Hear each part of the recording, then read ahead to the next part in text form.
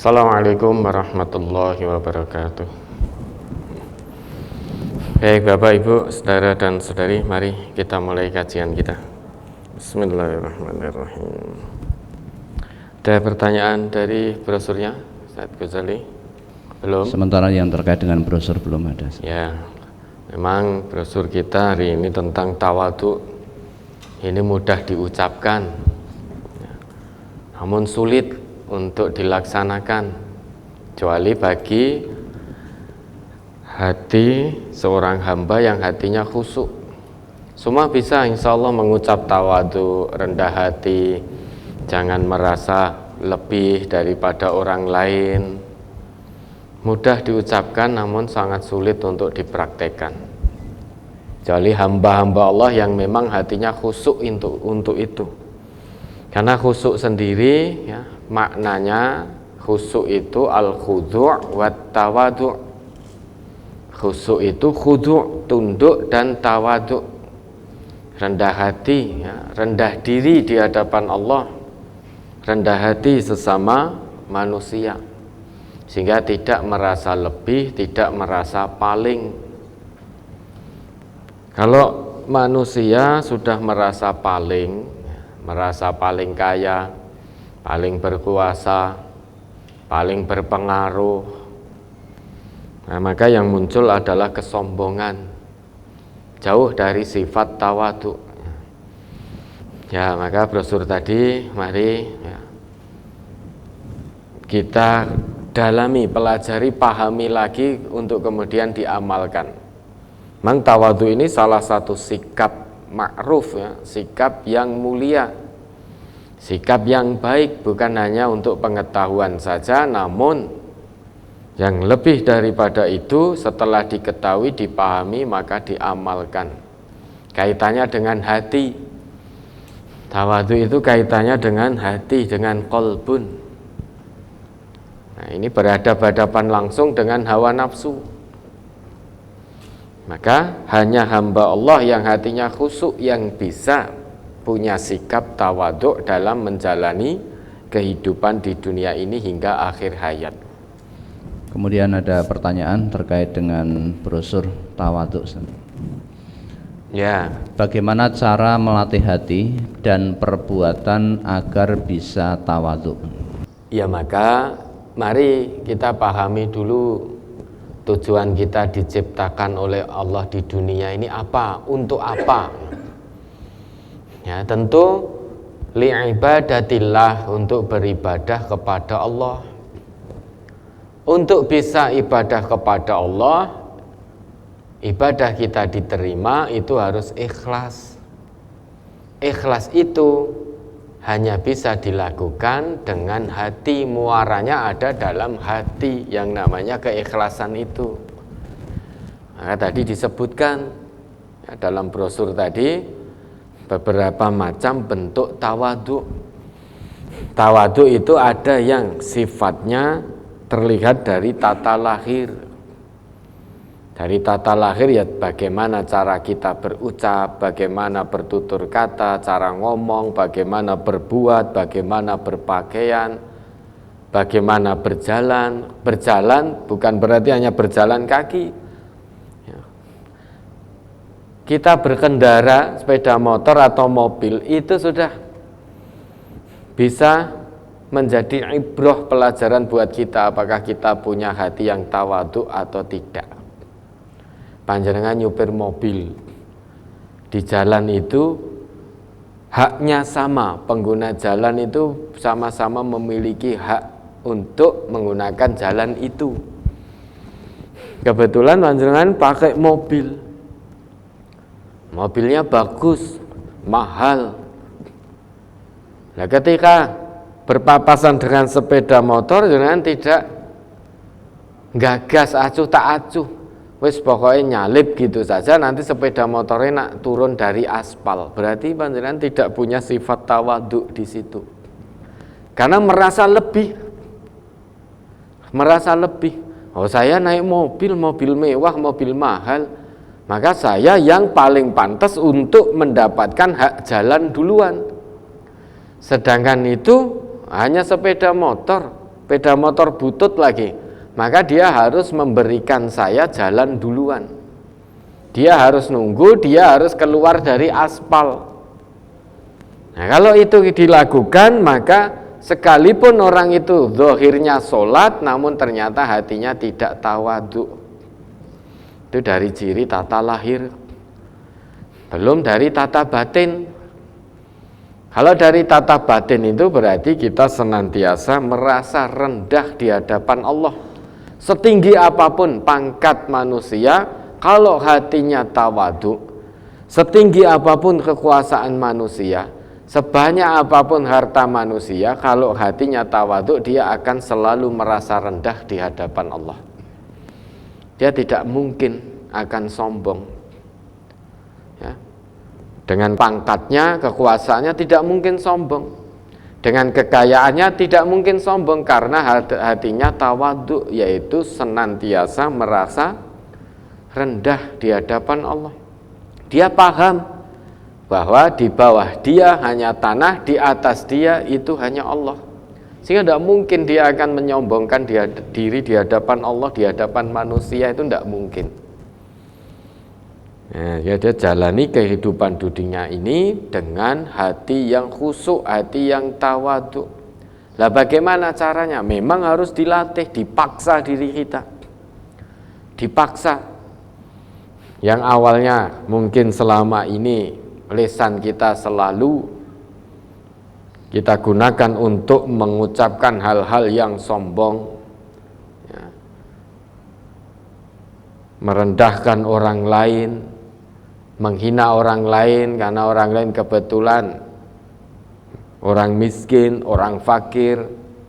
Kemudian lisan kita ucapan yang keluar dari lisan kita itu ada unsur kesombongannya, ngenyek dan lain sebagainya, ya dirubah. Man kana yu'minu billahi wal yaumil akhir falyaqul khairan aw liyasmut. Paksa lisannya untuk diam. Jangan dibiarkan lisannya, mulutnya terbuka. Kalau mulutnya terbuka, yang keluar kalimat-kalimat bernada ngenyek, merendahkan dan lain sebagainya. Maka bagaimana caranya, latihannya? Ya mulutnya dilatih untuk mingkem, untuk menutup, jangan membuka. Kalau ternyata dengan jari jemarinya, ya, WA-WA-nya itu muncul rasa sombong, maka diam. Jarinya jangan ngetik apapun, paksa jarinya untuk diam. Biar tidak muncul kesombongan, tidak muncul fitnahan, tidak muncul ghibah dan lain sebagainya. Sudah diam. Nah, tapi nggak bisa, bagaimana? Wong sukanya juga ngerumpi melalui grup WA. Lah berarti panjenengan belum bisa memaksa diri untuk agar hati bisa tawadhu, karena masih menuruti karep. Harus dilawan memang. Allah tidak akan merubah keadaan satu kaum kecuali kaum itu merubah keadaannya sendiri. Kalau ada manusia yang memang selama ini hidupnya penuh kesombongan karena harta kekayaannya, karena pangkat kekuasaannya, maka dia tidak akan berubah menjadi tawadhu kalau tidak ada keinginan. Nggak ada keinginan untuk berubah. Allah tidak mungkin rubah tiba-tiba begitu, tidak mungkin. Innallaha la yughayyiru ma biqaumin hatta yughayyiru ma bi anfusihim. Allah tidak akan merubah keadaan satu kaum sampai kaum itu merubah keadaannya sendiri. Kalau ada orang yang sombong, dia tidak punya niatan untuk berubah menjadi tawadhu, hilang kesombongannya, maka dia akan mati dalam kesombongan. Akan mati, meninggalkan dunia ini dalam kesombongan, menghadap Allah dengan membawa sifat sombong. Sedangkan Nabi kita bersabda, la yadkhulul jannata man kana fi qalbihi misqalu dzarrah min kibrin. Tidak akan masuk surga. Nah, kemana kalau nggak masuk surga? Ya, tentu masuknya neraka. Siapa itu? Orang yang di dalam hatinya ada sifat sombong meski hanya sebesar dzarrah. Dzarrah itu partikel yang sangat kecil.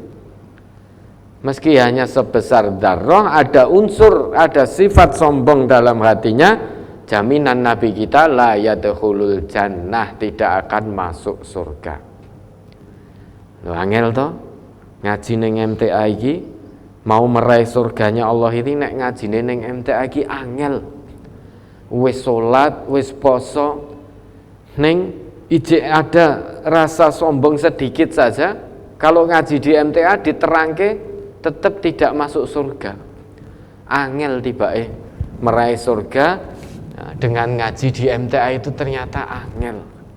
Loh, memang surga itu ya, sesuatu yang sangat mahal, tidak ternilai, butuh usaha. Nah, termasuk salah satu usahanya sikap kita hidup di dunia ini harus tawadhu. Kalau kita sombong, jangan harap masuk surganya Allah. Punya kekayaan Allah titipkan, sombong, merendahkan orang lain. Ya.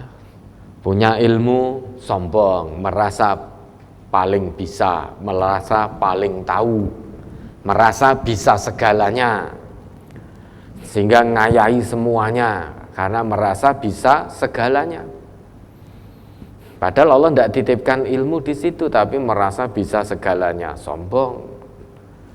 Ketika orang lain yang Allah titipkan ilmu betul kepada dirinya, dianggap dia tidak memiliki ilmu itu. Karena apa? Karena kebetulan secara pangkat berada di bawahnya, sombong. Sudah, kalau dengan kekuasaan menyebabkan kita sombong, sudah terlambat. Dulu sudah ada Fir'aun. Fir'aun itu punya kekuasaan, kekuasaannya besar sekali sehingga sampai mengaku Tuhan. Nah, kesudahan akhirnya sengsara, jadi mayat mengambang, nggak ada guna kecuali dijadikan ibrah bagi generasi berikutnya. Jadi mayat mengambang. Yang masih hidup itu wah sombong, congkak, angkuhnya luar biasa karena kekuasaannya. Begitu matinya hina, sengsara dunia, mayatnya mengambang. Sampai hari ini dilihat oleh manusia, dijadikan pelajaran. Oh, ini toh orang yang ngaku Tuhan. Wis sengsara dunia akhirat, sombong karena kekuasaannya. Kalau sombong karena harta, sudah ada Qarun. Kekayaan Qarun itu kuncinya saja tidak mampu diangkat oleh orang-orang yang punya kekuatan.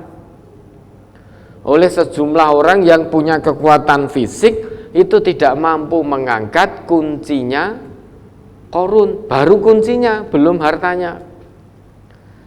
Nah, sekarang kunci kita saja, kita berangkas ya ndak punya, wong andai kata punya kuncinya diangkat anak kita umur 2 tahun ya kuat. Lah kok masih sombong? Dulu sudah ada Qarun, sudah terlambat. Maka jangan sombong karena harta. Sombong karena ilmu, sudah ada Haman dulu.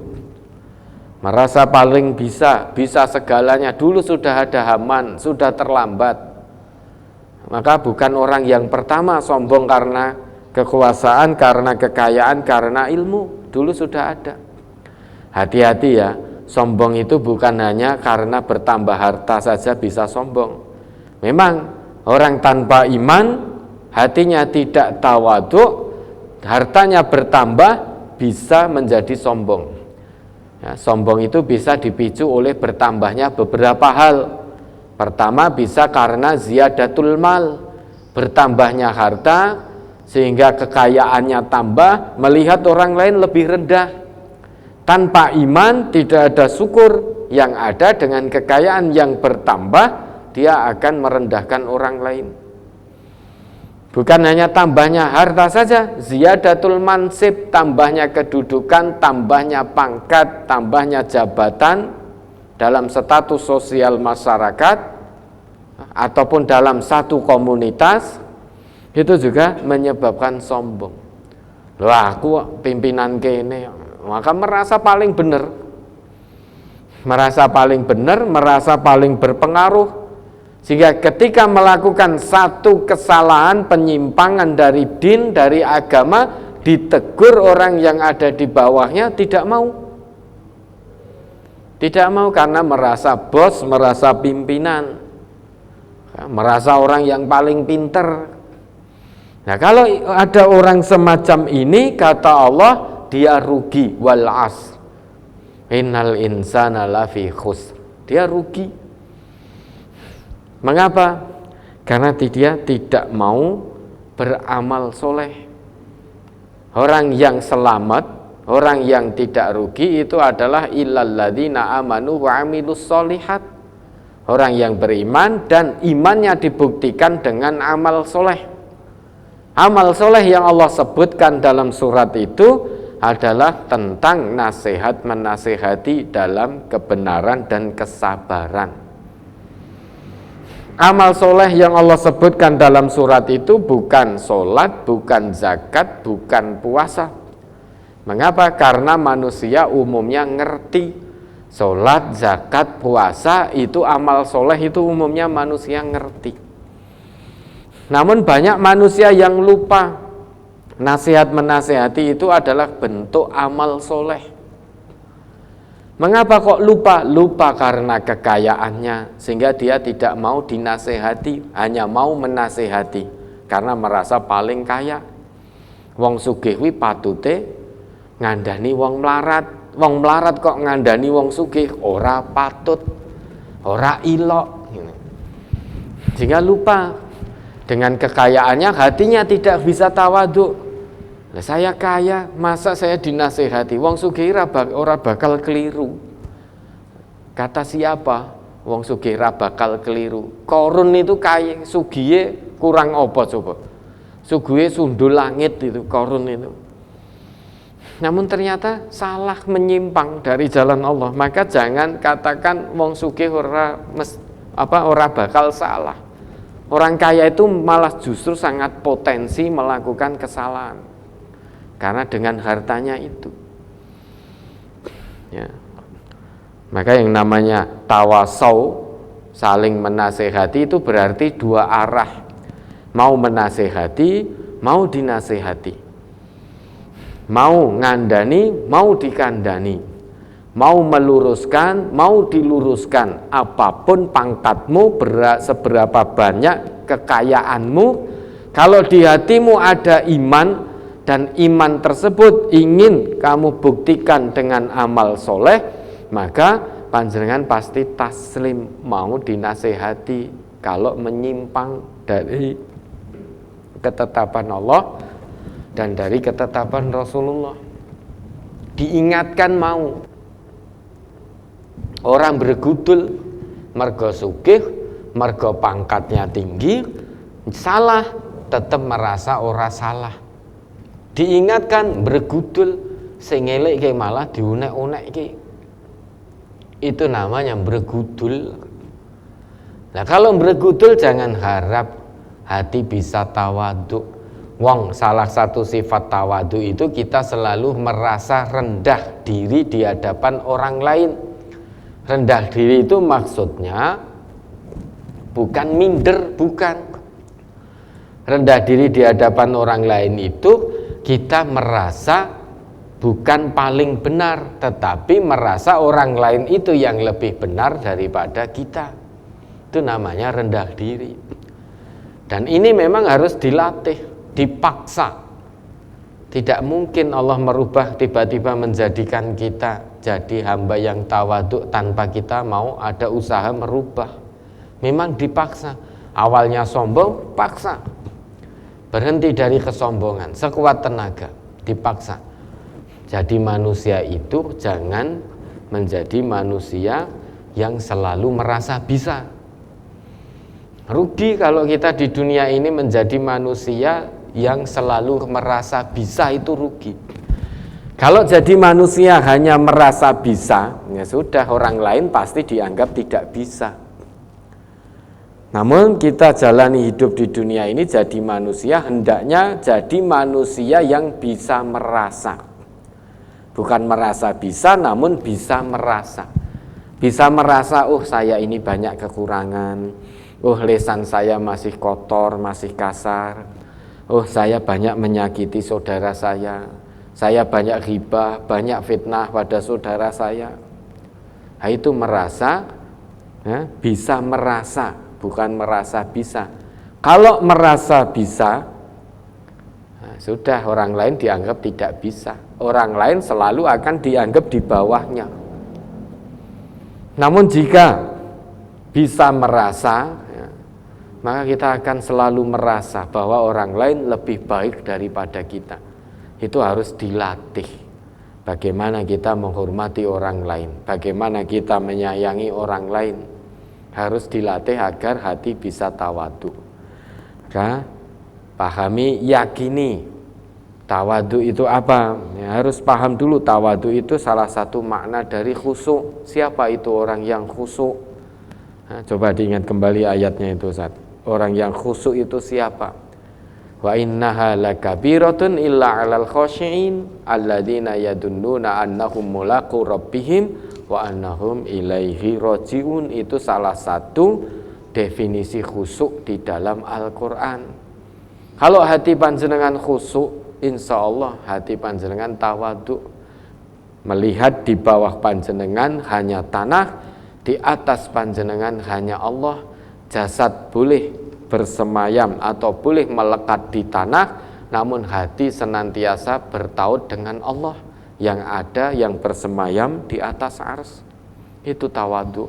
Maka diingat kembali Surat Al-Baqarah ayat 45 dan 46. Wasta'inu bis-sabri was-salah wa innaha lakabiratun illa 'alal khashi'in alladzina yazunnuna annahum mulaqu rabbihim wa annahum ilaihi raji'un.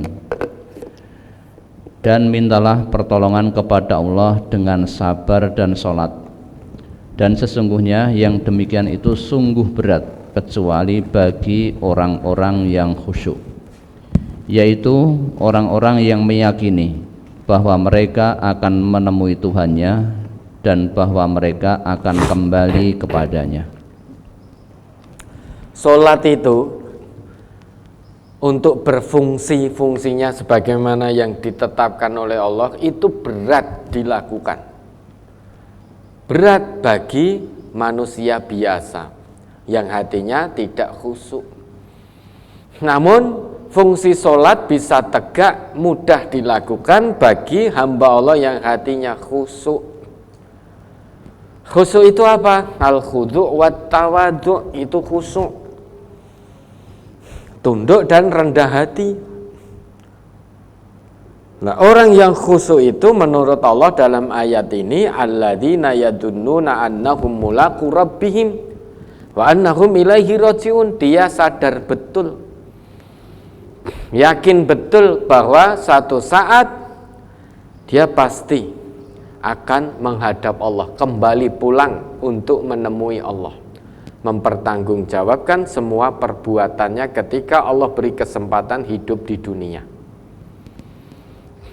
Orang khusyuk yakin betul satu saat dia akan pulang ke kampung halaman yang abadi.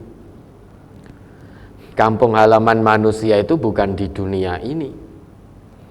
Kampung halaman manusia itu semuanya sama, yaitu sana di negeri akhirat. Kita dari manusia pertama sampai terakhir, termasuk kita ini, asal muasal kita sama, kampung halaman kita sama. Dan satu saat nanti, hakikatnya saat ini kita sedang antri satu persatu untuk pulang ke kampung halaman yang abadi. Nah, orang yang khusyuk itu yakin bahwa dia akan pulang ke kampung halamannya yang abadi untuk mempertanggungjawabkan perbuatannya. Maka karena dia meyakini itu, fungsi sholatnya dia usahakan untuk tegak setegak-tegaknya, yang tanha 'anil fahsya wal munkar. Memang harus diusahakan. Dan usahanya melalui jalan terjal, tidak bisa kita ongkang-ongkang kaki. Santai, untuk memfungsikan sholat kita tidak bisa dengan santai tanpa usaha. Kalau tanpa usaha berarti kita hanya isqatul wajib. Sholat kita hanya sebagai penggugur kewajiban. Karena orang Islam punya kewajiban sholat, wayai sholat subuh, wayai sholat duhur. Nanti habis sholat duhur, menipu lagi, mencuri lagi, korupsi lagi, fitnah lagi, ghibah lagi, sehingga full sholatnya tidak berfungsi. Itu berat, namun mudah dilakukan oleh hamba Allah yang hatinya khusyuk. Khusyuk salah satunya adalah tawadhu. Tawadhu harus diusahakan dari dalam diri kita sendiri, harus dipaksa. Nah, kalau kita tidak mau berbenah, tidak mau memaksa diri, maka hati-hati, bisa jadi kita pulang ke kampung halaman kita nanti dalam keadaan tidak tawadhu, hati kita tidak khusyuk, hati kita banyak penyakitnya, maka pulang menghadap Allah dengan membawa penyakit hati, na'udzubillah. Ya, latihan-latihannya memang harus dilakukan, ikhlas utamanya untuk bisa tawadhu. Ikhlas itu usaha untuk memurnikan. Kalau murni, jernih itu artinya khalasa, orangnya disebut khalis. Kalau usaha untuk memurnikan itu akhlaso, depannya ditambahi hamzah atau alif tadi. Kalau jernih murni itu kholaso, orangnya disebut kholis. Kalau ada usaha memurnikan, usaha menjernihkan, depan kata kholaso ditambahi hamzah atau alif menjadi akhlaso. Orangnya mukhlis, sifatnya ikhlas. Sifatnya ikhlas, berarti harus ada usaha.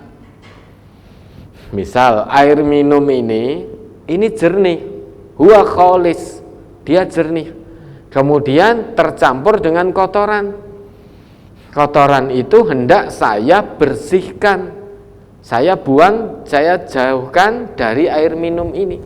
Berarti saya berusaha menjernihkan, memurnikan air minum. Lah, usaha saya itulah disebut ikhlas, maka ada usaha untuk memurnikan. Sama di hati kita ada penyakitnya. Penyakit kita berarti tidak kholis, tidak murni. Tidak murni, maka untuk memurnikan hati, diri kita harus berusaha hilangkan penyakit hati. Nah, ini namanya butuh keikhlasan. Usaha untuk menjernihkan hati, memurnikan hati itu disebut ikhlas. Ada usaha untuk ikhlas, bersihkan, murnikan hati kita dari penyakit hati. Untuk itu nanti bisa tawadhu, enak menjalani kehidupan ini. Ketemu saudaranya, lihat orang lain, ya kebetulan secara akademik di bawah kita, kekayaan di bawah kita, status sosial di bawah kita, tetap kita muliakan. Kita tidak merasa lebih. Enak dengan begitu. Namun kalau sudah ada sedikit saja sifat sombong, ya, kepada siapapun yang ada di bawah kita, kita akan merendahkan. Namun kalau ada orang yang di atas dia dalam status sosial, dalam kekayaannya, perhatikan, dia akan munduk-munduk. Orang yang hatinya tidak tawadhu, sombong, dia hanya akan sombong terhadap orang yang di bawahnya. Terhadap orang yang di atasnya dia akan munduk-munduk. Dia akan munduk-munduk. Apapun yang dikatakan orang yang di atasnya, dia akan manut, munduk-munduk. Itu yang kita saksikan. Banyak orang yang ngakunya Islam, namun karena sombong terhadap orang di bawahnya sombong. Namun kalau ada orang lain di atasnya, sudah dia bertekuk lutut. Bertekuk lutut sudah. Karena sadar, ini orang secara kekayaan di atas saya. Tidak mungkin saya sombong di hadapannya. Secara status sosial masyarakat lebih tinggi daripada saya. Tidak mungkin saya sombong dengan status sosial saya di hadapannya. Maka yang terjadi bertekuk lutut, tidak berani mendongakkan kepalanya. Tidak berani. Tapi ketika di hadapan orang di bawahnya sudah mencereng-mencereng, malangkrik, memandang rendah orang yang di bawahnya. Ketika berada dengan di hadapan orang di atasnya, wis mendelik, rawani ngopo-ngopo, mau nyuara, mau ngomong saja rawani. Nah, itu yang terjadi ya, maka harus dilatih, dipaksa dirinya. Ya, mudah-mudahan bisa dipahami. Ada lagi? Mohon dijelaskan tentang dua macam tawaduk yang ada di brosur halaman 1. Ya coba dibaca saja, sudah cukup jelas. Ada dua macam tawaduk. Satu, tawaduk kepada Allah dengan tunduk kepadanya sebagai bentuk pengagungan dan cinta kepadanya, taslim kepada agamanya, dan mengikuti kebenaran yang dibawa oleh Rasulullah sallallahu alaihi wasallam.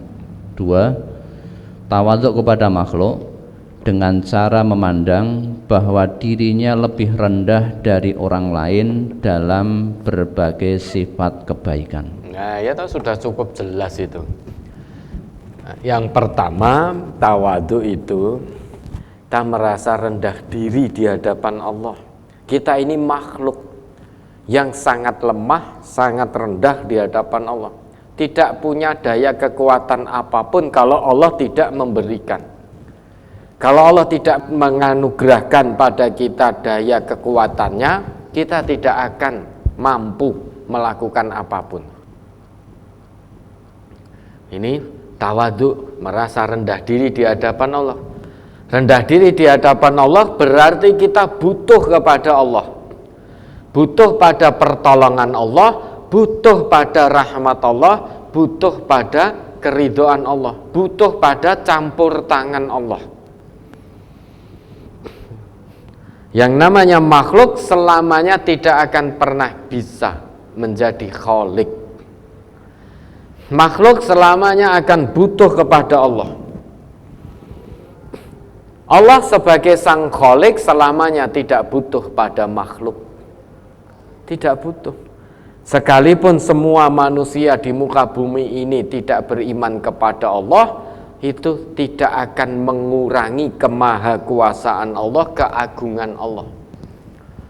Sebaliknya, sekalipun semua manusia di muka bumi ini beriman kepada Allah, itu juga tidak akan mengurangi kekuasaan Allah. Tidak akan, karena Allah tidak butuh makhluknya. Maka salah satu bentuk tawadhu kepada Allah, coba kita ambil contoh yang sehari-hari kita lakukan. Quran surah Ad-Dhariyat itu nah, itu satu contoh bentuk bagaimana kita tawadhu kepada Allah. 56 sampai 58 itu. Surat Az-Zariyat nomor surat 51 ayat 56 sampai 58. Wa ma khalaqatul jinna wal insa illa liya'budun ma uridu minhum mir rizqin wa ma uridu ay yut'imun innallaha huwar razzaqu dzul quwwatil matin. Dan aku tidak menciptakan jin dan manusia melainkan supaya mereka menyembahku. Nah, ini dulu ya, mari kita pahami sama-sama ini. Keberadaan kita di dunia ini diciptakan oleh Allah bukan tanpa tujuan. Tujuannya sangat mulia, yaitu apa? Ibadatullah, agar kita tunduk patuh menyembah kepada Allah, merasa rendah di hadapan Allah, merasa hina di hadapan Allah, merasa serba kekurangan, serba terbatas di hadapan Allah. Sehingga jangan sampai kita merasa lebih di hadapan Allah, merasa bisa segalanya. Kalau itu kita lakukan, sifat itu ada pada diri ini, maka kita sedang keluar dari tujuan penciptaan. Karena manusia diciptakan itu untuk tawadhu. Tawadhu itu karena salah satu bentuk ibadah adalah tawadhu. Kalau ada manusia sombong, berarti dia sedang keluar dari penciptaannya, dari kemanusiaannya. Meski dia bernafas, hakikatnya di hadapan Allah, di sisi Allah, dia sudah dianggap tidak hidup. Meski di dunia ini masih hidup, masih bernafas, namun di sisi Allah dianggap tidak ada, dianggap tidak hidup. Salah satu tujuan ibadah adalah tawadhu, rendah hati, rendah diri di hadapan Allah. Kalau sombong berarti orang itu sedang keluar dari esensi penciptaannya, dari tujuan penciptaannya. Meski hidup berarti di hadapan Allah dia dianggap sudah tidak hidup. Nah, Allah ciptakan kita di dunia bukan agar Allah mendapatkan rezeki, bukan agar manusia itu memberikan makan kepada Allah, bukan. Sehingga kita merasa bahwa Allah butuh kita, bukan. Nah, kita diciptakan oleh Allah untuk ibadah. Karena Allah itu Ar-Razzaq Dzul Quwwatil Matin. Allah itu sang maha pemberi rezeki yang maha kuat, lagi maha kokoh. Sekalipun manusia itu kafir semua, Allah tetap kokoh, Allah tetap kuat. Sekalipun manusia itu iman, tetap tidak mengurangi kekuatan Allah. Semua manusia kafir itu Allah tidak akan menjadi lemah, tidak akan begitu. Allah selamanya tetap kokoh, tetap kuat, tetap maha pemberi rezeki. Nah, kita sebagai makhluk butuh rezeki dari Allah, bukan Allah butuh rezeki dari makhluknya. Maka mari kita jalani kehidupan ini, karena yang punya rezeki itu Allah. Kita tidak akan dapat apapun kalau Allah tidak anugerahkan pada kita. Sebagai contoh lagi, hari ini kita inginkan bekerja, punya angan-angan bekerja nanti dapatnya hasil sekian. Ternyata dengan keterbatasan kita, misalkan kita ingin mendapatkan hasil 500.000, ternyata Allah beri hanya 100.000. Keinginan kita dibatasi oleh Allah. Hati kita dengan keinginan kita dibatasi oleh Allah. Nah, begitu kok merasa tidak butuh kepada Allah. Kita harus tanamkan sifat tawadhu, merasa butuh kepada Allah. Ya, merasa butuh kepada Allah, butuh segalanya kepada Allah.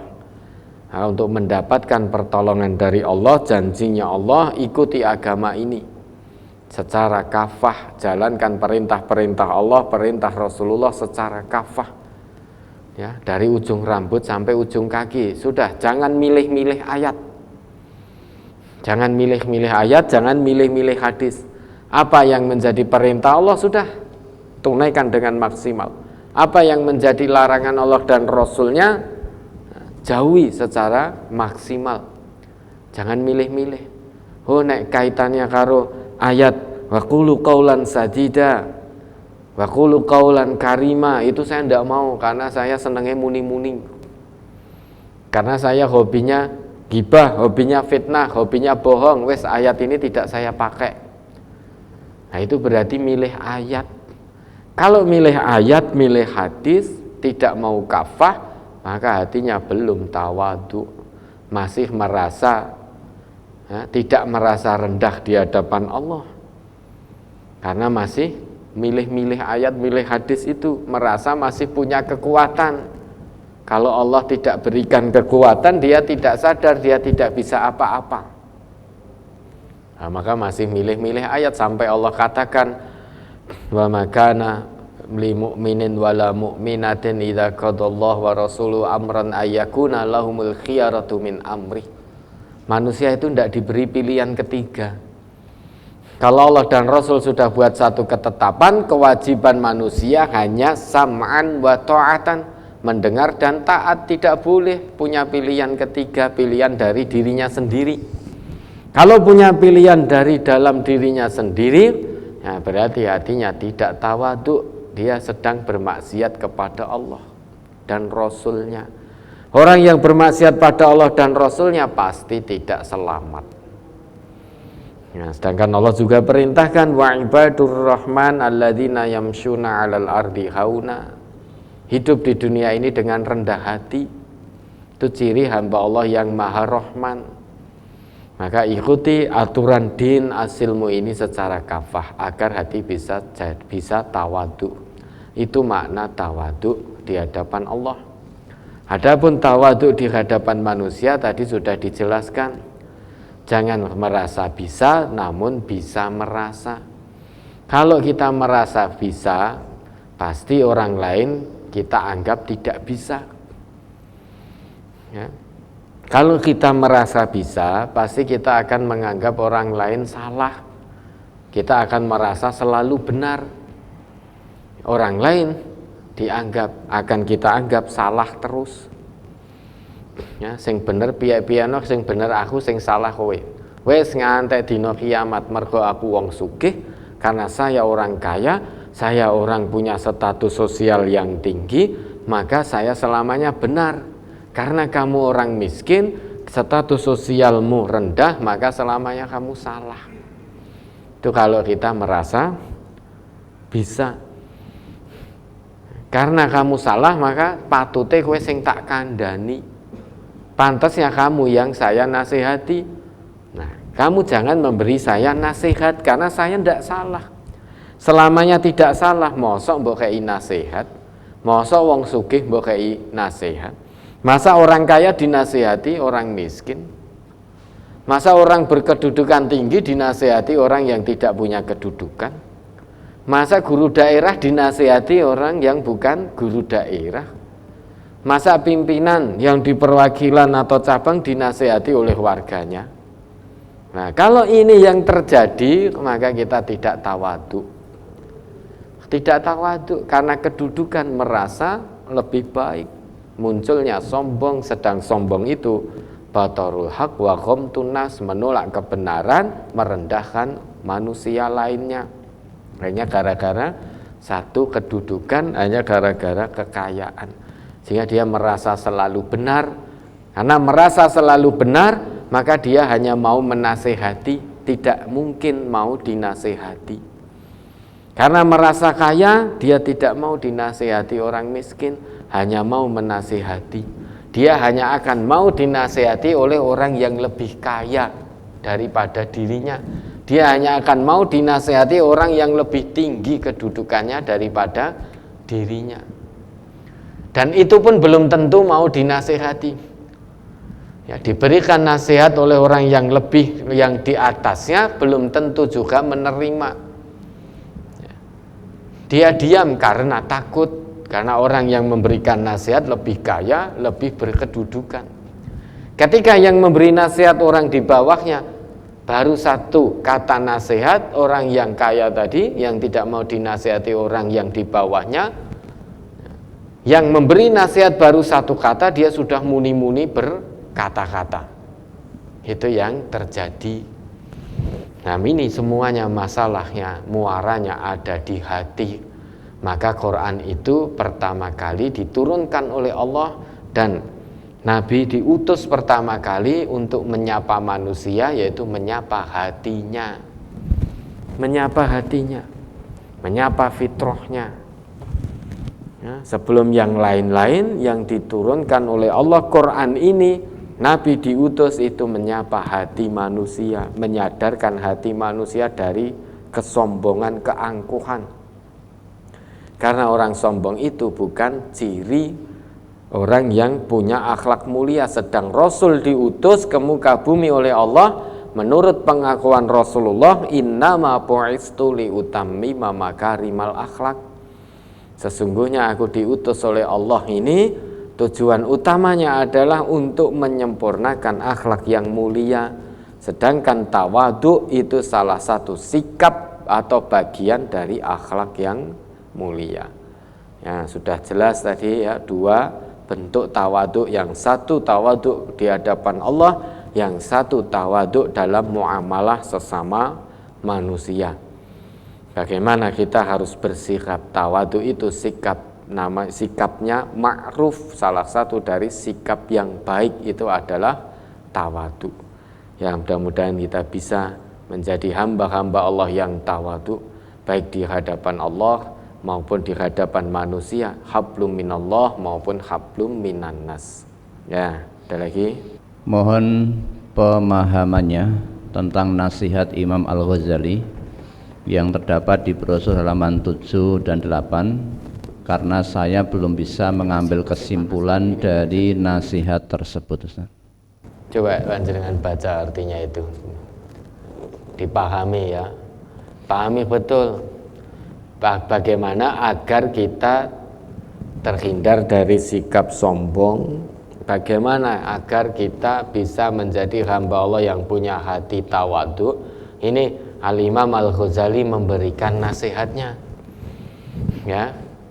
Idza nadhara ila jahil qala, apabila dia melihat orang yang bodoh, dalam arti mungkin dari sisi akademiknya dia melihat orang ada di bawahnya. Mungkin kita secara akademik sudah mentok, sudah lulus S3, S4, S5, S lilin, S dungdung dan lain-lain sebagainya. Kok ini ada orang di bawahnya? SD ora lulus, SD disekores guru nih. Ada orang yang secara sekolah formalitas berada di bawahnya. Kemudian dia akan berkata dalam hatinya, orang ini asallaha bijahlin. Orang ini karena kebodohannya dia bermaksiat kepada Allah. Wa aini asaitullah bi'ilmin. Sedang aku bermaksiat kepada Allah padahal dengan ilmu. Sudah tahu tetapi dilanggar. Sedang tadi orang yang bodoh dia bermaksiat kepada Allah karena belum tahu. Nah, ketika ada orang yang tahu, kita ini tahu misalkan, melihat orang yang belum tahu, maka jangan sombong. Kita orang ngaji, mengamalkan hasil kaji, kemudian melintas orang di depan kita yang kebetulan masyhur di masyarakat, itu orang yang suka judi, orang yang suka mabuk-mabukan. Kita lantas bergumam, ahli neraka. Padahal kita tidak tahu apa yang terjadi besok. Nah, agar terhindar dari sifat sombong, merasa paling benar, Imam Ghazali memberikan nasihatnya. Kalau melihat pada orang yang bodoh, mari kita renungkan dalam hati. Orang ini bermaksiat pada Allah, minum minuman keras, mabuk-mabukan, karena orang ini tidak tahu, karena kebodohannya. Sedangkan saya bermaksiat kepada Allah, padahal saya sudah tahu ilmunya. Dan nanti di hadapan Allah, hujah orang yang bermaksiat karena kebodohannya lebih diterima oleh Allah daripada hujah saya yang sudah tahu ini. Itu maksudnya begitu salah satunya. Wa idza nadhara ila alim qala. Apabila dia melihat orang yang alim, lebih berilmu, lebih alim, pengamalannya lebih baik daripadanya, dia akan berkata dalam hatinya, kaifa akunu mislahu? Bagaimana saya agar bisa seperti fulan? Pengamalannya baik, istiqomah, kafah.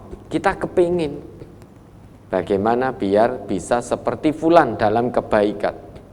Maka mulai berbenah, mulai mengikuti pelan-pelan satu persatu apa yang menjadi perintah Allah dan contoh Rasulullah, dengan penuh kesabaran, keikhlasan, mujahadah, istiqomah ditunaikan satu persatu agar bisa seperti si fulan dalam kebaikan. Itu beberapa maksudnya seperti itu. Kemudian coba lanjutnya itu apa artinya? Jika ia melihat kepada orang tua, yaitu orang yang lebih tua usianya, ia berkata dalam hati, orang ini telah taat kepada Allah sebelum aku. Lalu bagaimana dengan diriku? Apakah tetap bisa taat kepada Allah sampai tua seperti dia? Nah, kalau melihat orang yang secara usia di atasnya, mungkin melihat bapaknya, ibunya, melihat pakdinya, atau orang siapapun yang di atasnya, dan dalam ketaatan penuh kepada Allah, kita akan merasa, kita akan bertanya dalam hati kita, orang ini, orang yang lebih sepuh daripada aku ini, lebih dulu taat daripada aku. Iya, karena orang yang lebih sepuh tentu itu dilahirkan dulu daripada orang yang lebih muda. Orang lebih muda itu lahirnya belakangan. Yang lahir duluan tentu lebih duluan taat pada Allah kalau dia taat. Maka kita akan bertanya dalam hati kita, apakah saya bisa dalam ketaatan kepada Allah seperti fulan ini hingga tua? Saat ini mungkin kita taat, namun belum tentu di usia tua nanti kita taat pada Allah. Apakah bisa saya terus dalam ketaatan kepada Allah sampai tua seperti fulan? Terus lanjut. Jika ia melihat kepada anak muda, ia berkata dalam hati, sesungguhnya aku telah bermaksiat kepada Allah sebelum dia, lalu bagaimana diriku, apakah bisa seperti dia? Nah, kalau melihat orang yang lebih muda, dia akan berkata dalam hatinya, kalau dalam hal maksiat, kalau kita bermaksiat, saya bermaksiat, berarti saya lebih dulu bermaksiat daripada fulan itu, karena saya lebih tua. Maka meski saya sudah tua, lebih tua, kalau saya bermaksiat kemudian fulan yang lebih muda mengingatkan, maka akan saya terima dengan taslim, penuh ketundukan. Dengan penuh ketundukan. Karena biar bagaimanapun tidak ada jaminan orang yang lebih tua itu lebih bertakwa daripada yang lebih muda. Tidak ada jaminan. Siapa yang berani menjamin dirinya? Meski secara usia lebih sepuh, namun apakah dia berani menjamin bahwa dia lebih bertakwa dari orang yang lebih muda? Tidak ada yang berani menjamin, karena takwa itu yang tahu dirinya dan Allah. Menurut kita mungkin kita sudah bertakwa, namun ternyata di hadapan Allah belum. Maka jangan merasa karena sudah tua sehingga tidak mau menerima nasihat dari yang lebih muda. Kalau merasa lebih tua, tidak mau menerima nasihat kebenaran dari yang lebih muda, maka hatinya tidak akan bisa tawadhu, muncul kesombongan. Ungkapan-ungkapan seperti lho lah kowe iki durung lahir, aku wis dadi mubalek ning ngendi-ngendi, kowe lho urung lahir le. Ketika kamu buang air kecil saja rung iso jejeg, kowe nguyuh rung iso jejeg, aku wis berdakwah ke sana kemari. Ya, apakah orang yang lebih tua, lebih duluan berdakwah itu bukan berarti dia tidak akan melakukan satu kesalahan? Biar bagaimanapun meski lebih sepuh, tetap dia manusia biasa, bukan nabi, bukan rasul, tidak maksum. Kalau dalam konteks kebersamaan di majelis tafsir Al-Quran ini, meskipun itu diamanahnya pimpinan pusat, pimpinan perwakilan, pimpinan cabang, pimpinan gelombang, pimpinan kelompok, bukan berarti dia maksum. Bukan berarti dia tidak akan melakukan satu kesalahan. Wong piye-piye no, dia juga manusia biasa. Meskipun lebih sepuh, lebih dulu ngajinya, bukan berarti dia tidak akan melakukan dosa. Tidak ada yang bisa menjamin orang yang lebih dulu ngajinya itu bisa menjadi baik kalau tidak diamalkan hasil kajinya. Ngaji itu jaminan baik kalau diamalkan. Kalau tidak diamalkan, sekalipun ngajinya duluan sejak majelis tafsir Al-Quran ini didirikan, ya tidak jaminan baik. Maka ketika yang lebih muda melihat yang sepuh menyimpang dari Quran Sunnah di majelis kita ini, alhamdulillah ya, alhamdulillah kita secara ikhlas siap menegur dan siap ditegur. Yang menegur tidak merasa lebih benar, tidak merasa paling benar.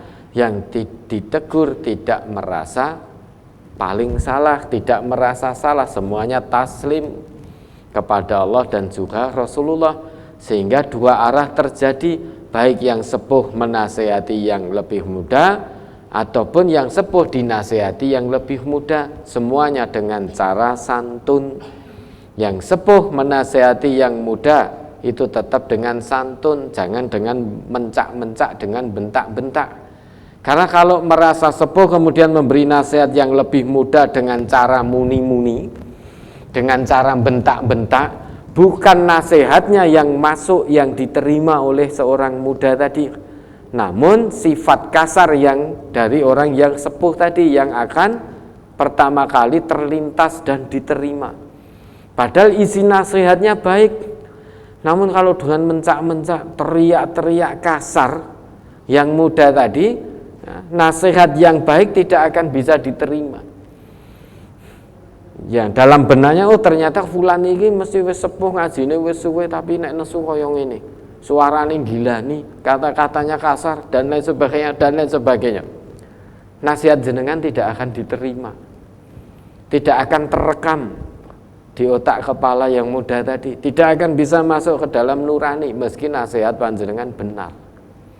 Karena yang diterima oleh yang muda tadi, oh mencak-mencaknya jenengan, keluar kata-kata kotor dari lisan kasar jenengan saat duka dan lain sebagainya dan lain sebagainya. Ya. Pada sadar diri, lebih tua berarti lebih dulu bermaksiat daripada yang lebih muda tadi. Ya. Lebih dulu bermaksiat kepada Allah daripada yang lahir belakangan. Itu akan menghindarkan kita dari sifat sombong. Yang lebih muda kalau melihat orang yang lebih tua, sadar diri bahwa yang tua itu lebih dulu bertakwa kepada Allah daripada saya. Jangan merasa paling bisa. Lebih muda merasa paling bisa. Contoh, saat ini era digitalisasi, bahwa masa pandemi, dakwah semuanya melalui online, melalui teknologi.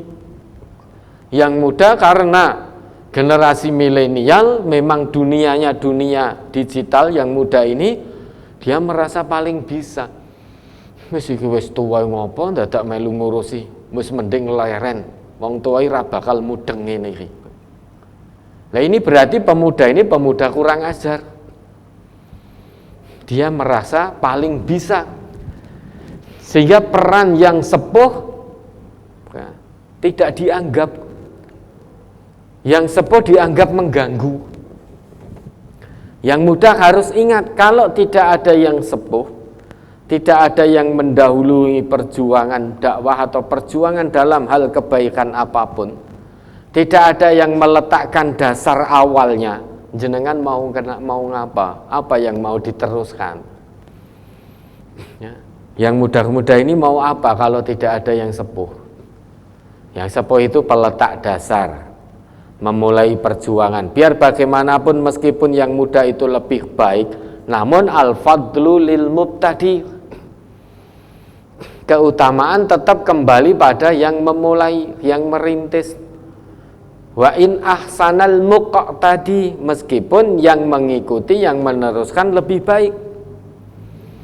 Karena begini, kalau tidak ada yang memulai, yang lahir belakangan mau meneruskan apa? Maka jangan yang meneruskan ini jangan merasa paling bisa. Ya. Jangan merasa paling bisa. Kalau kamu merasa paling bisa dengan ilmumu, sudah rintis sendiri dari awal. Kebaikan apapun rintis sendiri dari awal. Nah ini maka yang muda menghormati yang tua menyayangi yang muda, itu konsep Rasulullah. Bahkan Rasulullah sampai bersabda, laisa minna man la yukrim kabirona wa la yarham soghirona. Bukan bagian dari kami, bukan golongan kami, orang yang tidak bisa menghormati yang lebih tua, yang tidak bisa menyayangi yang lebih muda. Itu tidak diaku umatnya Nabi Muhammad. Ada seorang muda karena merasa bisa ngomong pada orang tua mencak-mencak kasar, itu tidak diaku umatnya Nabi Muhammad. Begitu pula sebaliknya, karena merasa tua, merasa sepuh, ngajinya merasa duluan, ketika marah pada yang muda juga kasar, mencak-mencak. Itu juga tidak diaku sebagai umatnya Nabi Muhammad. Ya, lanjut. Jika ia melihat orang ahli bid'ah atau orang kafir Ia berkata dalam hati, apakah aku tahu, mungkin ia nanti bertaubat lalu menjadi orang Islam yang baik sampai akhir hayatnya, sedangkan aku mungkin bisa berubah menjadi orang seperti dia sekarang sampai akhir hayatku, karena tidak ada jaminan tetapnya hidayah kepadaku sampai akhir hayat sebagaimana dahulu tidak ada hidayah kepadaku. Nah, panjenengan berani menjamin 5 menit ke depan panjenengan masih dalam hidayah Allah? Berani menjamin tidak? 5 menit ke depan panjenengan berani menjamin bahwa diri panjenengan 10 menit ke depan masih dalam keimanan ini? Kita tidak ada satupun manusia yang beriman berani menjamin itu. Maka ketika melihat orang-orang yang berbuat maksiat kepada Allah, kita tidak benci orangnya, namun benci perbuatannya. Kita doakan mudah-mudahan hatinya terbuka. Jangan dicaci maki, jangan diolok-olok. Yang kita benci adalah perbuatannya, bukan orangnya, bukan manusianya, namun perbuatannya. Maka saat secara zahir melihat orang bermaksiat kepada Allah, jangan dicaci maki. Karena bisa jadi orang itu nanti di akhir hayatnya sebelum meninggal bertobat. Tobatan nasuha, tobatnya diterima oleh Allah, meninggal surga tempatnya.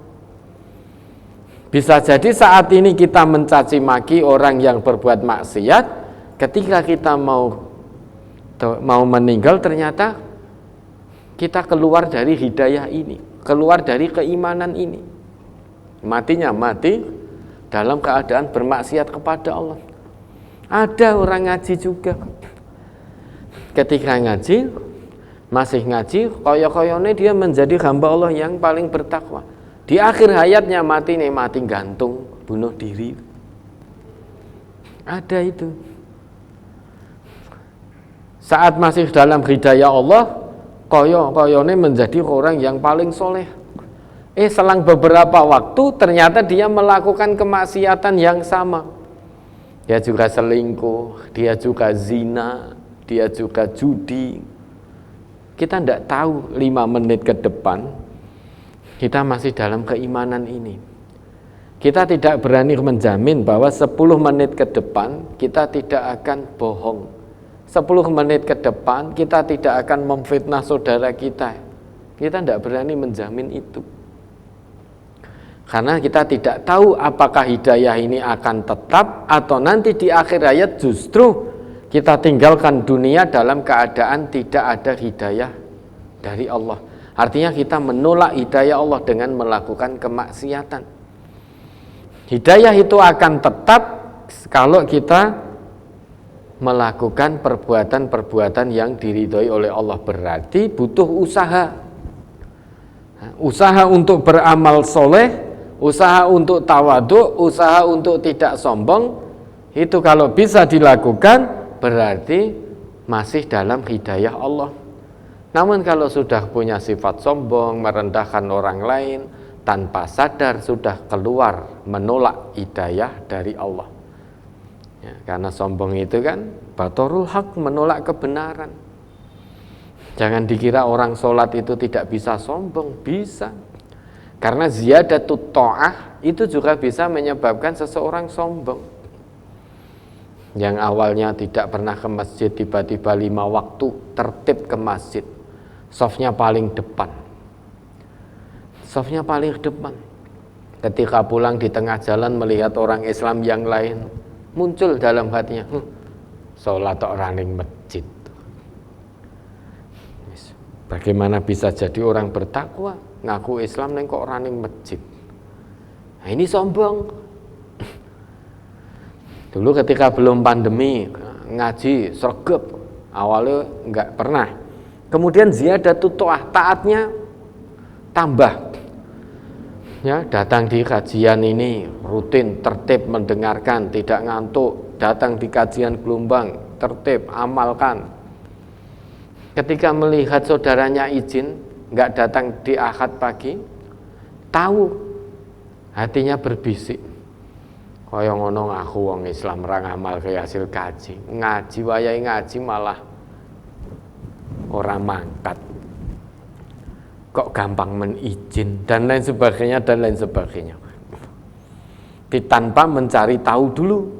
Nah, bisa jadi tidak hadirnya itu karena memang punya uzur yang dibenarkan oleh syariat. Nah, ini karena bertambahnya taat sombong.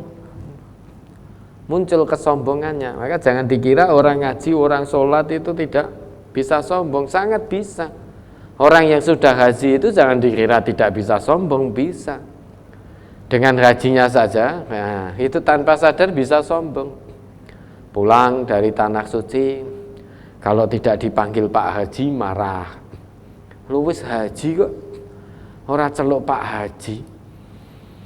Maka kalau nyebut namanya di depan yang kami hormati Bapak Haji, harus ada hajinya. Kalau tidak disebut haji nesu, tersinggung. Nah, ziyadatul ta'ah bisa menyebabkan seseorang sombong. Ziyadatul ilmi, bertambahnya ilmu juga bisa menyebabkan sombong. Contoh, namanya bertambah. Bertambah dalam arti gelarnya bertambah. Misalkan doktor atau magister atau LC. Nah, LC itu apa toh? Lulusan COVID. LC itu lulusan COVID. Sekarang banyak yang punya gelar LC, lulusan COVID itu. Ini nih nggak disebut LC ini marah, nggak disebut M.Hum-nya marah, nggak disebut doktornya marah, nggak disebut dokternya marah. Wah, aku ini dokter ora diceluk Pak Dokter. Piye karepe gini? Lah istrinya Pak Dokter ora disebut Bu Dokter juga tersinggung. Nah, suami saya ini dokter, masa aku ora disebut Bu Dokter. Ketika disebut Pak Dokter, Bu Dokter atau Pak Insinyur, Bu Insinyur, wah, kepalanya besar. Berjalan itu seakan-akan orang nebak lemah. Jalan di awang-awang, wah diceluk dokter, celuk profesor. Nah, enggak diceluk profesor nesu. Mong wis profesor, wis dokter, sudah magister, kok ora diceluk gelare nesu. Dalam undangan sudah ditulis gelarnya, salah nempatkan titik, dinesoni juga. Ki titike ora ning kene, tapi titiknya di sini, nesu juga. Gelarnya ada yang huruf besar kemudian huruf kecil, delalah ditulis huruf besar semua, marah. Atau ditulis huruf kecil semua, marah. Untuk jadi dokter itu ya rekoso. Aja mbok kira gampang. Rekoso butuh tenaga, butuh bondo. Lah kok gelare dengan seenaknya kamu tulis salah.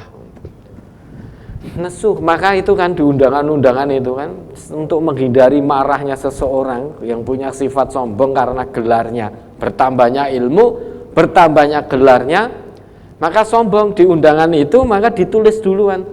Mohon maaf bila terjadi kesalahan penulisan nama dan gelar. Kan begitu. Sebetulnya itu tidak perlu ada. Nulis gelar salah ya wajar, wong sing duwe gawe ndelalae tidak pernah kuliah. Tidak pernah kuliah. Tidak pernah ngerti dunia perkampusan, dunia akademik, karena kebetulan lulusnya sekolahnya hanya di SD. Lulus SD jelas belum punya gelar-gelar seperti itu. Nek nulis salah ya wajar. Kenapa menjadi tidak wajar? Kenapa disalah-salah? Karena orang yang ditulis gelarnya tadi sombong. Bertambahnya gelar, bertambah kesombongan. Ya.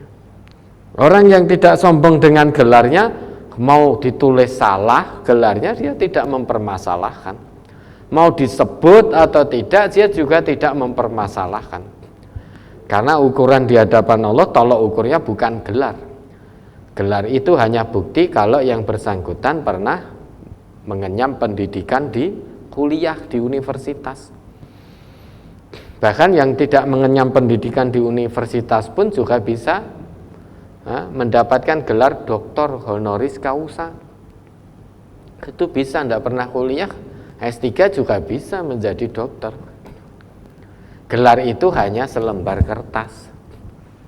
Gelar itu hanya menunjukkan bahwa yang bersangkutan pernah kuliah, pernah mengenyam pendidikan di universitas. Lah orang yang beriman harus beda. Dengan gelarnya dia lebih, imannya harus lebih bertambah. Rasa syukurnya harus lebih bertambah. Bukan berarti orang Islam tidak boleh punya titel. Orang Islam itu harus punya titel. Karena titel itu penting dalam dakwah Islam. Karena orang yang tidak beriman banyak yang punya titel. Apalagi saat ini ukuran kemuliaan di tengah masyarakat salah satunya dilihat dari titel.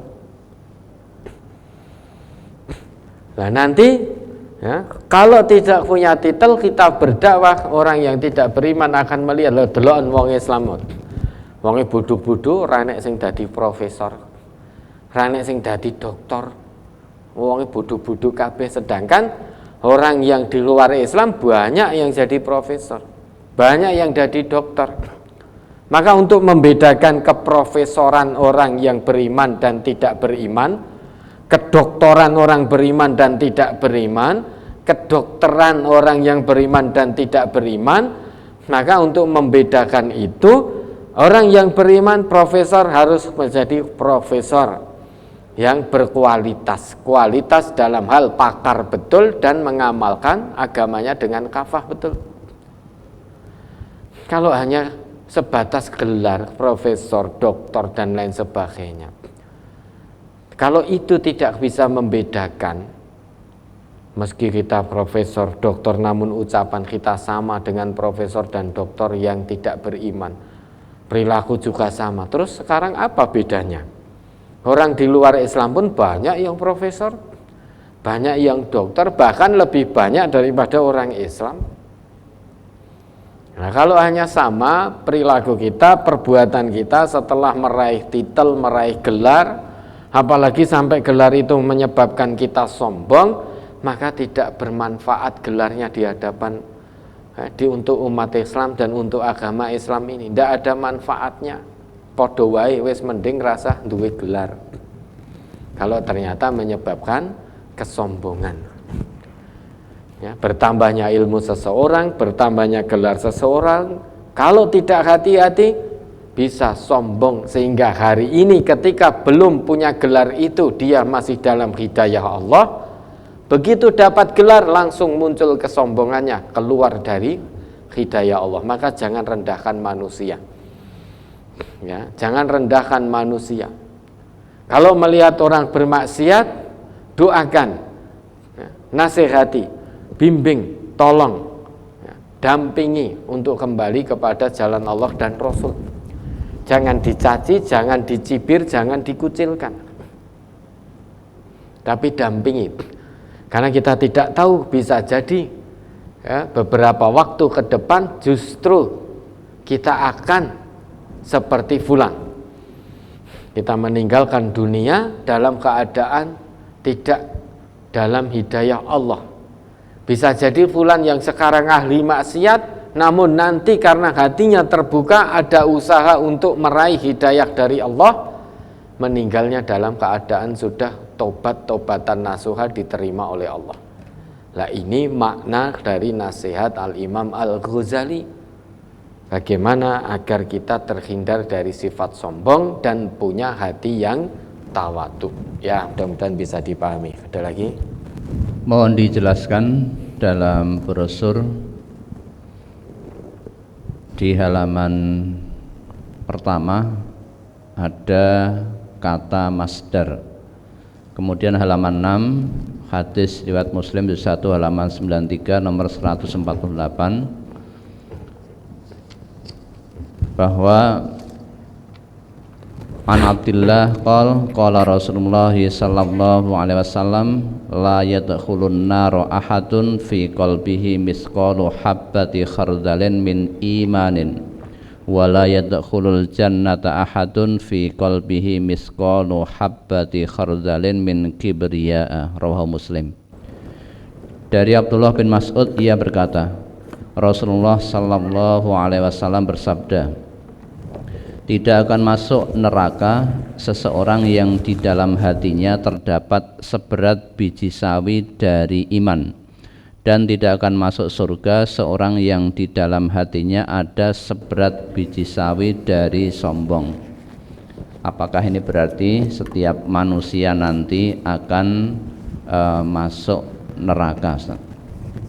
Yang pertama, masdar itu asal atau sumber. Jadi kata dasar. Maka fi'il madhi, fi'il mudhari, fi'il amr dan lain sebagainya, itu pengambilannya dari masdarnya. Masdar itu sumber, kata dasar. Tadi dijelaskan ya, tawadu itu masdar, tawaduan. Lah dari kata tawadu inilah diambil menjadi fi'il madhi, menjadi tawadu'a. Fi'il mudhari'nya yatawadu'u. Baik tawadu'a maupun yatawadu'u ini ya, diambil dari sumbernya, yaitu masdar asalnya, kata dasarnya, kata asalnya yaitu tawadu'an ya, tawadu'an itu namanya masdar. Nah, masdar itu apa? Secara etimologi, secara bahasa tadi sudah dijelaskan bahwa itu sumber atau asal, kata dasar. Nah, masdar itu bisa didefinisikan ismun yadullu ala hadas mujarrad minaz zaman. Kata atau isim yang menunjukkan peristiwa namun sepi dari waktu. Kalau fi'il madhi itu terikat dengan waktu. Fi'il madhi itu kata pekerjaan yang sudah dilakukan. Itu fi'il madhi, artinya pekerjaan itu lampau. Fi'il mudhari itu pekerjaan yang sedang atau akan dilakukan. Berarti baik fi'il mudhari maupun fi'il madhi ini terikat dengan waktu, terikat dengan zaman. Sedangkan masdar meski menunjukkan pada satu perbuatan, namun dia sepi dari zaman, tidak terikat dengan waktu. Tidak terikat dengan waktu. Ya. Kalau fi'il madhi terikat dengan waktu lampau, fi'il mudhari terikat dengan saat ini atau yang akan datang. Pekerjaannya terikat dengan waktu. Madhi berarti sudah lampau.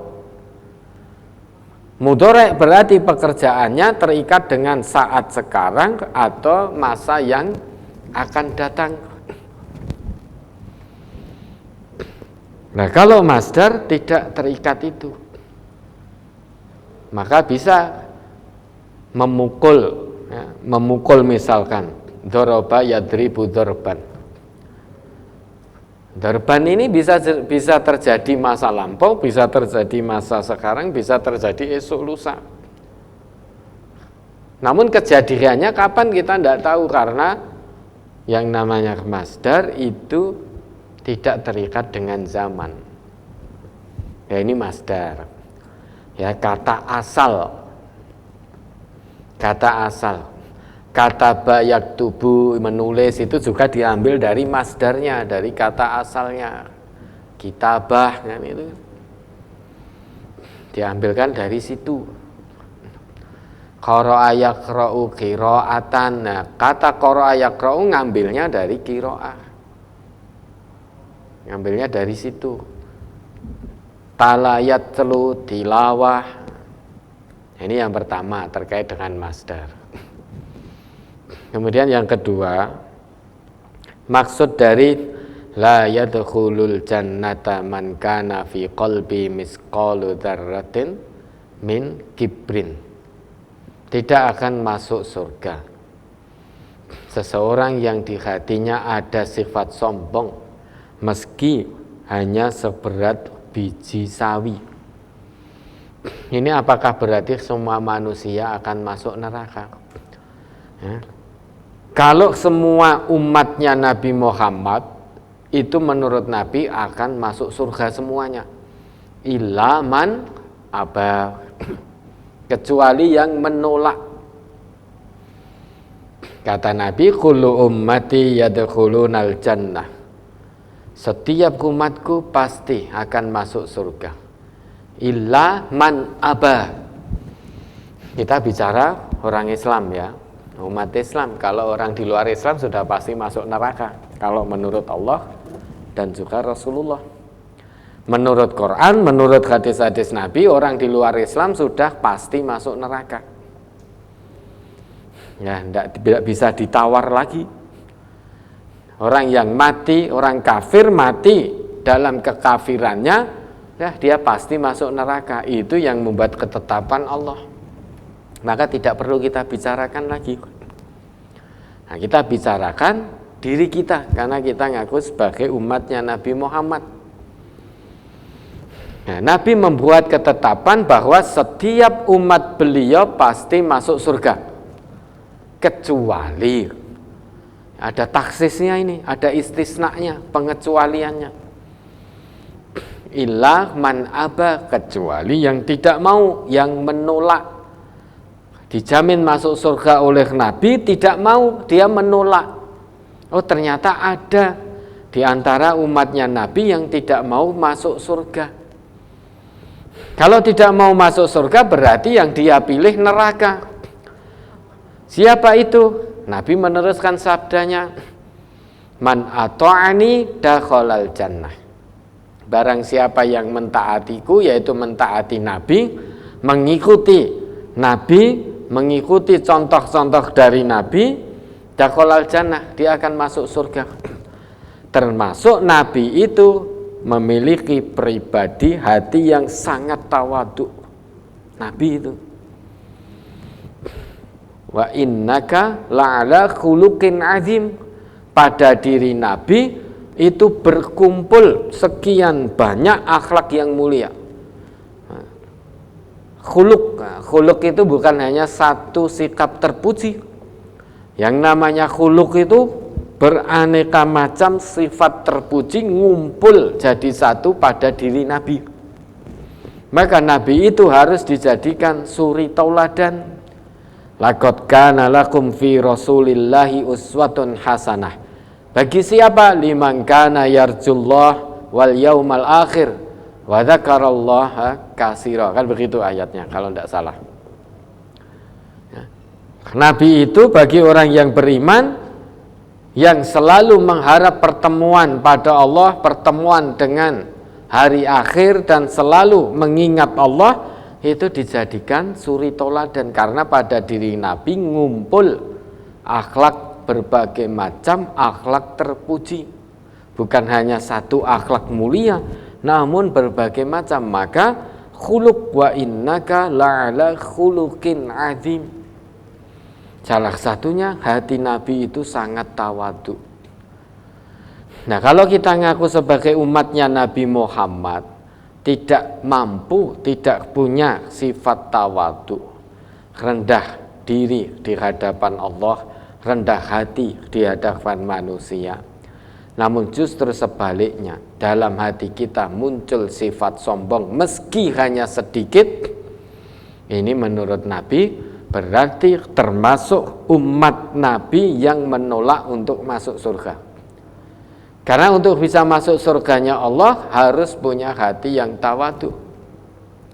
Umatnya Nabi Muhammad itu punya hati yang tawadhu. Nah, kalau kita tidak bisa itu, bahkan namun malah muncul kesombongan, berarti kita tidak tawadhu. Kalau tidak tawadhu, berarti termasuk yang menolak untuk masuk surga.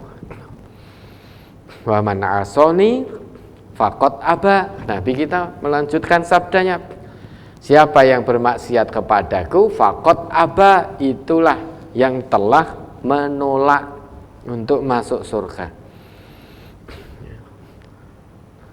Kalau dikatakan apakah semua umat Islam masuk neraka? Tidak. Yang mengikuti Nabi, berusaha punya sifat tawadhu, menjauhkan penyakit hati, salah satunya sombong, maka dia akan dakhalal jannah. Wa man asoni, yang bermaksiat kepada Nabi, diperintah untuk tawadhu, hatinya untuk khusyuk, kok malah kiber, kok malah sombong, merendahkan orang lain, menutup kebenaran. Nah, itu berarti fakot aba, dia menolak. Nah, kalau manusia sekalipun dia ngaku Islam, muncul kesombongan, maka dia akan masuk neraka. Kalau hatinya memang pertama muncul kesombongan, kemudian sadar lantas bertobat kepada Allah, beristighfar mohon ampun pada Allah, karena sudah ada rasa sombong itu, tobat-tobatan nasuha, memperbanyak tobatnya dengan amal soleh, maka dia tobatnya diterima. Kalau diterima ya tidak masuk neraka, namun dakhalal jannah, masuk surganya Allah. Ya, mudah-mudahan bisa dipahami. Ada lagi? Lingkungan keluarga saya tidak suka dan menolak kajian dakwah. Yang dicari urusan dunia melulu, tidak mau ibadah, apa termasuk orang yang sombong? Saya tidak pandai menasihati, saya sendiri orang cacat lumpuh seumur hidup. Saya sakit kanker tapi tidak diobati, pengen sekali berobat tapi tidak ada yang menolong. Saudara saya yang kaya punya mobil tidak mau menolong. Katanya kalau berobat buang-buang duit. Walau berobat gratis tidak ada yang mau menolong. Pernah berobat ke Solo, baru proses, berhenti sampai sekarang tidak pernah berobat lagi. Kata Nabi, semua penyakit ada obatnya. Tapi selama ini saya pasrah, tidak berusaha, tidak ikhtiar karena tidak ada yang menolong. Mohon doa dan nasihatnya. Memang ya, kita ini sebagai orang Islam diperintahkan mengamalkan Islam secara kafah. Untuk bisa secara kafah maka harus tadabbur dulu, ya, mengkaji dulu, dipahami dulu.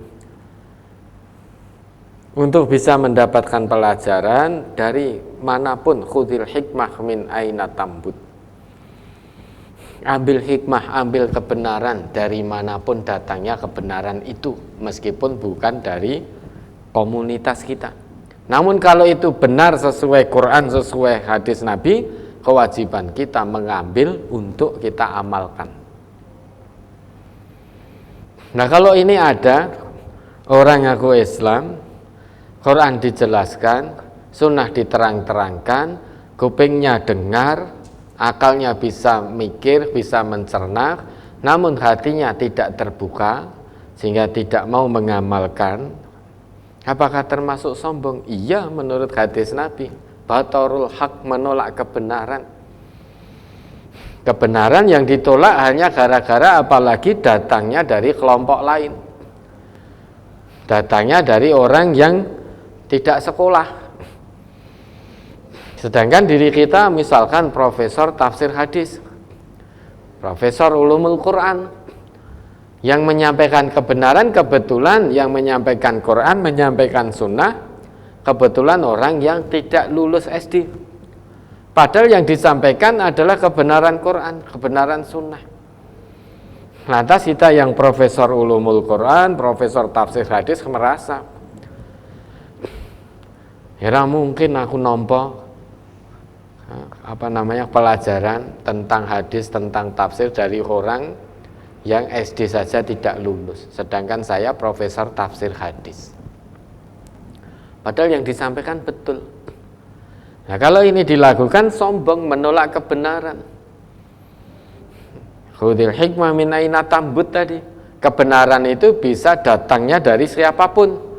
Bahkan Nabi kita bersabda, kalau itu kebenaran datangnya dari seorang budak yang hidungnya rumpung sekalipun, kewajiban kita sami'na wa atokna.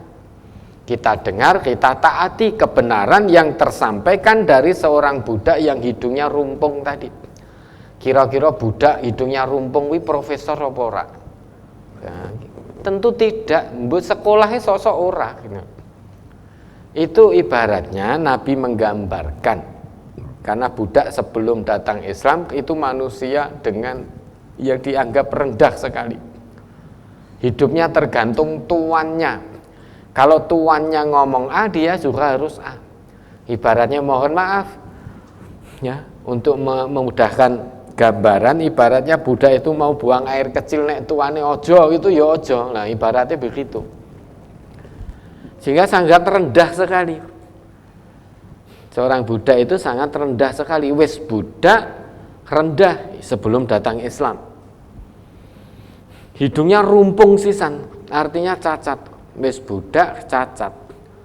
Nah, itu tentu secara pendidikan ya rendah. Ora mungkin profesor.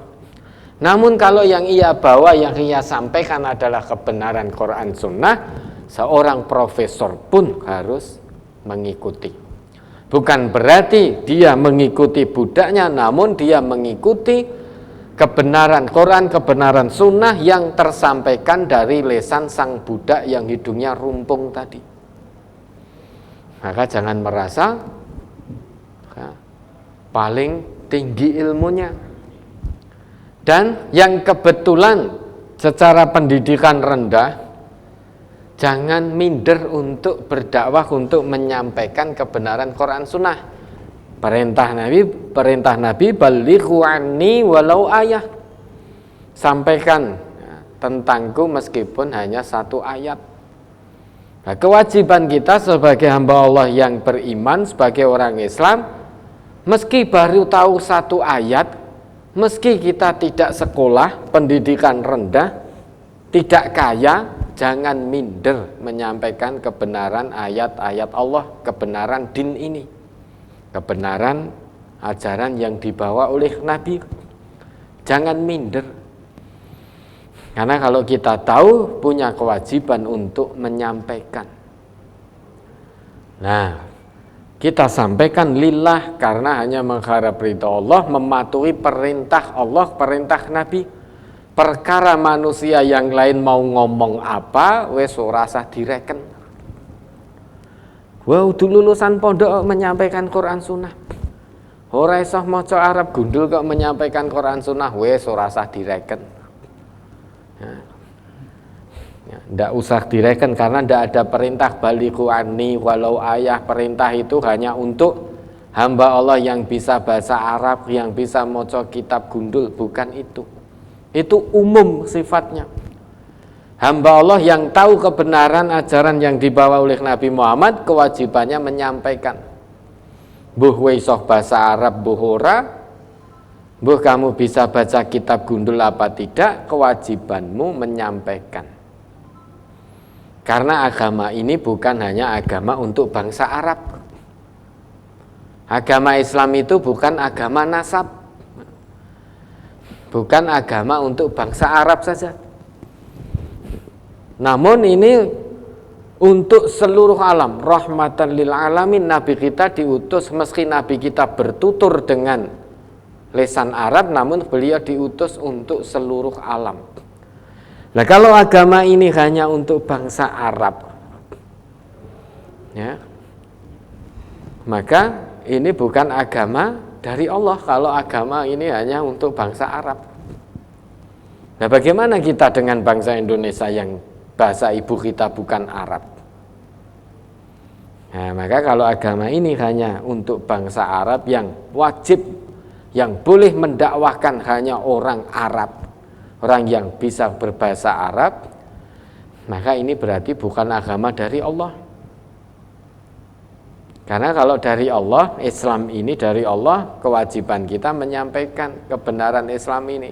Mbuh warna kulitmu apa, bangsamu dari bangsa mana, mbuh kamu bisa bahasa Arab atau tidak, mbuh lulusan pondok pesantren apa ora, kalau kamu tahu itu kebenaran agama Islam, kewajibanmu menyampaikan. Itu yang pertama. Kemudian masalah sakit tadi, kebetulan gerah, lumpuh, ya, lumpuh, sakit kanker, gerah kanker, lumpuh. Sudah berobat, pernah ke Solo, prosesnya hanya sekali karena terbentur biaya. Punya saudara, podo-podo wong Islami, ning tidak mau bantu, hati saudaranya keras dan tidak mempedulikan saudara sesama muslimnya, yang mengatakan berobat buang-buang duit. Ya sudah, jangan harap saudara yang seperti itu akan memberikan uluran tangan bantuan, karena hidupnya untuk dunia, eman-eman kalau hartanya sampai berkurang. Maka apa yang dilakukan? Pertama, tetap husnudzon kepada Allah, prasangka baik, ya. Bapak atau ibu tadi prasangka baik kepada Allah. Bagaimana cara prasangka baik? Sekalipun saat ini diuji dengan sakit berat dari Allah, menurut kita berat, namun kita senantiasa prasangka baik. Dengan sakit inilah Allah ingin mengangkat derajat panjenengan tinggi-tinggi. Dengan sakit inilah, ujian sakit inilah Allah hendak menggugurkan dosa panjenengan, dosa-dosa panjenengan. Jadi husnudzon pada Allah, tetap ikhlas, ya. Yang namanya husnudzon dan ikhlas itu berarti meyakini la yukallifullahu nafsan illa wus'aha. Allah tidak akan membebani hambanya di luar kemampuannya. Kalau ujian gerah ini diuji-ujikan Allah kepada panjenengan, berarti menurut Allah, Allah itu maha mengetahui, yang mampu melewati ujian ini adalah panjenengan, bukan yang lain.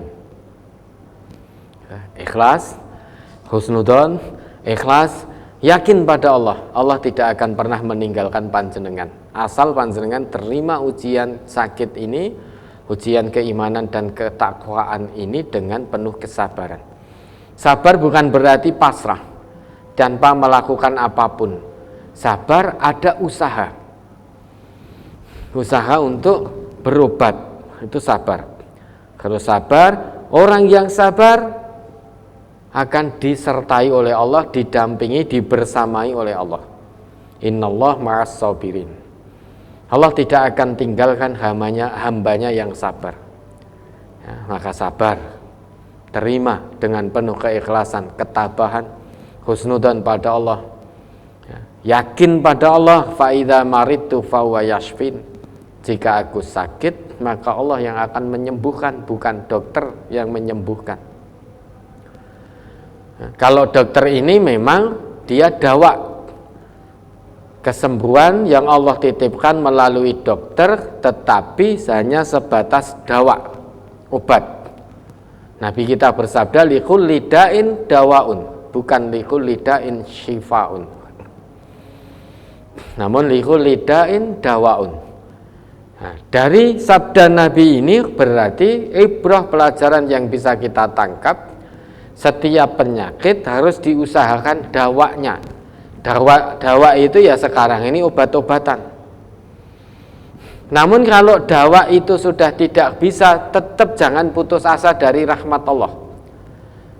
Karena Allah masih punya syifa, kesembuhan yang tidak dimiliki oleh dawa. Syifa itu, ya, kesembuhan dari Allah langsung yang tidak dimiliki oleh dawa. Itu syifa. Maka kalau dari tata medis, ilmu medis sudah angkat tangan, jangan putus asa. Karena yang punya kesembuhan Allah, hidup mati seseorang di tangan Allah. Yang menentukan bukan dokter, bukan medis. Kalau medis sudah tidak bisa angkat tangan, waduh mesti mati ini. Belum tentu. Jangan-jangan dokter yang memvonis wah umur jenengan kantun kalih wulan. Jangan-jangan dokternya yang meninggal duluan. Kita tidak tahu. Maka kalau medis, dawa sudah tidak bisa angkat tangan, sudah berarti masih ada syifa. Fa idza maridtu fa huwa yashfin. Jika aku sakit, Allah yang memberikan syifa, Allah yang memberikan kesembuhan. Maka sudah dekatkan diri kepada Allah, mohon petunjuk kepada Allah. Nah bagaimana? Tetap dakwanya tetap diusahakan. Nah bagaimana dengan kekurangan harta? Tidak punya dana untuk berobat. Untuk itulah Islam ini tidak bisa diamalkan sendirian. La islama illa bil jamaah. Islam tidak bisa diamalkan tanpa kebersamaan. Untuk bisa mengamalkan Islam secara kafah, maka butuh kebersamaan, satu tubuh. Mata mengeluarkan air mata, yang mengusap adalah tangan. Kan tidak bisa mata mengusap air matanya sendiri, tidak bisa. Tangan yang sakit, yang nangis mata, bukan tangannya yang mengeluarkan air tangan, namun yang nangis matanya. Kalau merasa sakit tak tertahankan, yang nangis matanya, bukan tangannya. Padahal lukanya ada di sekujur tangannya. Itulah gambaran satu tubuh. Ya, maka tadi dari mana itu daerahnya? Dari Banyumas. Dari Banyumas. Coba yang ada di sana, saudara-saudara kita coba dicek ya. Coba ini bapak atau ibu yang lumpuh seumur hidup tadi sudah gerah kanker tanpa bisa berobat. Coba panjenengan yang ada di Banyumas ini dicek bagaimana kondisi beliau. Ya, tetap tetap semangat, jangan putus asa dari rahmat Allah. La takhafi wa la tahzani. Ya, jangan takut, jangan khawatir, jangan bersedih. Innallah ma'akum. Sesungguhnya insya Allah Allah bersama panjenengan. Kalau panjenengan bisa melewati ujian sakit ini dengan penuh keikhlasan, kesabaran, ketabahan, hanya mengharap ridha Allah. Jangan takut, jangan sedih hati. Kalau sudah mendapatkan pembersamaan dari Allah, tidak ada yang lebih indah daripada pembersamaan dari Allah. Kalau Allah sudah membersamai kita, maka tidak ada pembersamaan dari satu makhluk pun yang bisa menyamai keindahannya. Meski panjenengan diuji dengan sakit berat menurut pandangan manusia, namun kalau Allah sudah membersamai, hati panjenengan tetap akan tenang, tidak mengeluh. Pikiran panjenengan tetap akan jernih, tetap husnudzon kepada Allah, tenang, nyaman, menikmati. Setiap saat dosa-dosa digugurkan oleh Allah. Ya, ini sulit dilakukan, kecuali bagi hati seorang hamba yang khusyuk. Yang ngomong ini pun belum tentu bisa sabar juga kalau Allah uji dengan hal yang serupa. Namun bukan berarti yang saat ini diberi kesehatan oleh Allah tidak boleh memberikan motivasi, memberikan nasihat-nasihat kebenaran. Tetap kewajiban kita kuatkan, kita nasihati, kita bantu baik secara materi maupun non materi. Karena biar bagaimanapun sesama muslim itu satu tubuh. Mata yang nangis, tangan mengusap. Tangan yang sakit, mata yang nangis. Tidak bisa mata mengusap air matanya sendiri. Tidak bisa tangan yang sakit kok yang nangis tangan, itu tidak bisa. Harus saling menguatkan. Dzahiron wa batinan. Baik secara lahir maupun secara batin. Ya, mudah-mudahan Allah berikan kesembuhan, kepulihan kepada panjenengan, kesabaran dan keikhlasan dalam menjalani ujian keimanan dan ketakwaan ini.